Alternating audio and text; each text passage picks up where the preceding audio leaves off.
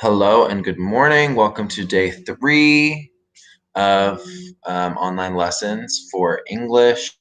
Today is March 18th. So I want to quickly go over the objective for the day and the agenda. I also want to, well, let's just get to it and I'll go from there. I'm going to turn on these captions. They're going to be a little wonky, but they might be helpful.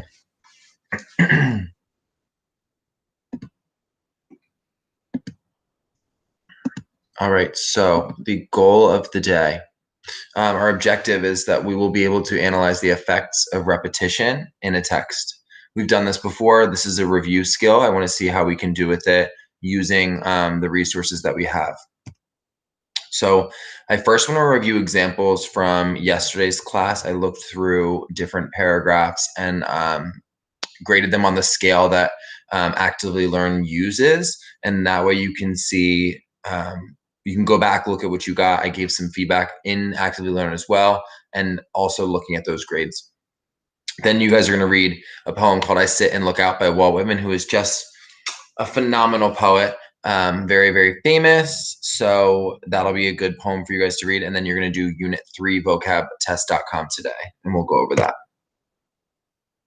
So this, I will read it aloud. This got the score of incomplete, which unless you left it completely blank, then you get a 0, but incomplete is really the lowest score that you could get. This says, the feeling/mood the story created was freezing cold. The author had used very many different words to cause the feeling throughout the text. So there's a few things here that I would note and that hopefully you guys noted as well as I just read it. This person is missing, most importantly, a quote.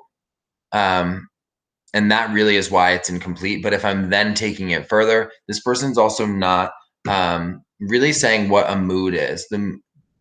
Other than feeling freezing cold, that's not, what does that freezing coldness create in terms of a mood? Is that an isolated mood? Is that a somber mood? Things like that. And we'll see more examples of ways that we can incorporate the freezing cold into the mood. This is a basic, so this is going up in points. This one says, the mood created is sad and helpless. The author uses cold and dark to explain his feelings. So there's a few issues with this one. It has that quote, that is a quote from the text, but there's not enough explanation, and it doesn't mention diction, which is in the question. It says, how does the author use diction to create that mood? So when we're actually specifying, we want to make sure we're specifying and saying the author uses the word cold to create sadness because, or the author creates the mood of sadness through the use of the word dark because, or by doing blank. This one has also got the basic rating that says the story creates gloomy mood. The author wants sympathies for the girl. The author uses words should be, such as cold dawn and poor girl to create this feeling. He uses, quote, at the cold hour of dawn sat the poor girl, showing how each word has a negative connotation. So I have a few questions for this one. We are getting level 1 vibes, so grammar errors, capitalization errors, and run-ons. But the other thing is when I'm looking at this, I'm asking myself what negative connotation, okay? How does the word cold hour of dawn, the word cold there, give me a negative connotation than just saying the hour of dawn or the early hour of dawn? What about it being cold gives it that negative push? Because it is, but I need that to be more, that explain more. But also just level 1 vibes across the board is going to get you a basic rating if you're at a level 2. Proficient, so this is moving up. This is right on target, but not the best it could be. And let's look at this one. It says, the story creates a sad mood because it uses specific words to make you feel pity for them. The author uses descriptive words to create the sad mood in the story. The author states, quote, comma quote, but in the corner at the cold hour of dawn sat the poor girl with rosy cheeks and with a smiling mouth, leaning against the wall, frozen to death on the last evening of the old year. So sad. But this this student has the quote. They mention diction because they say descriptive words, which is diction, but they don't explain that quote. And then in that explanation, they would need to specify what words are included in that explanation, right? So what specific words, sorry, are giving us that mood? Okay, the sad mood, a mood of pity. How do the specific words actually in that long quote? Is it the word rosy or is it the word smiling? No, it's not. So be specific about which words create that mood. This is our advanced. This is the highest score you could get. This one says this story creates a dark mood. The author used specific diction to portray that mood throughout the text. For example, referring to the girls as, comma, quote, poor little thing, quote, or quote, trembling with cold and hunger, sets up a dark and sullen mood for the reader. Also, when speaking on the setting, he called it, comma, quote, cold hour of dawn, which is another example of something dark.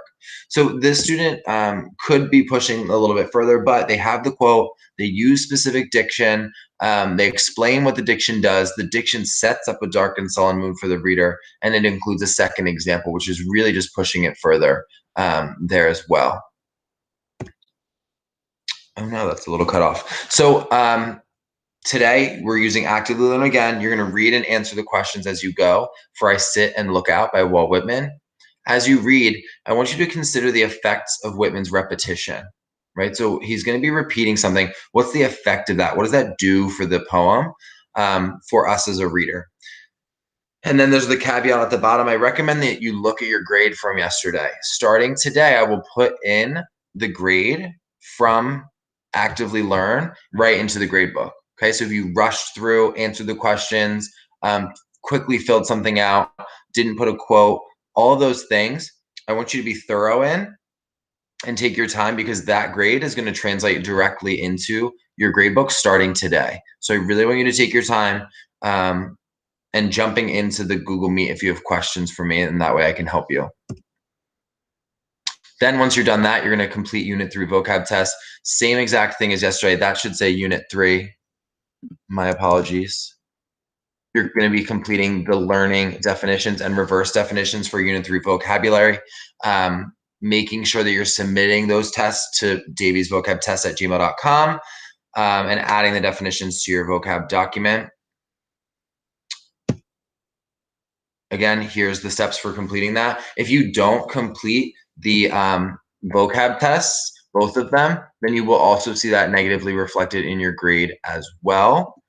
So I want us to make sure that we're doing all 3 tasks. If you don't do any of the work, even if you watch this video, you will be marked as absent. And if you do partial work, you'll be marked present, but you will be getting partial grade for that starting tomorrow. So I'll give you some feedback. Again, if I'm having trouble seeing your vocab tests, if you're having trouble completing them, whatever the case may be, please reach out, jump into Google Meet and chat with me. And I am here for you. And I hope that you enjoy the poem. I love Walt Whitman, and I will see you in Google Meet if you need me. But have a great day and get all your work done because it is awesome and it's not that much. Thanks and see you around. Yeah.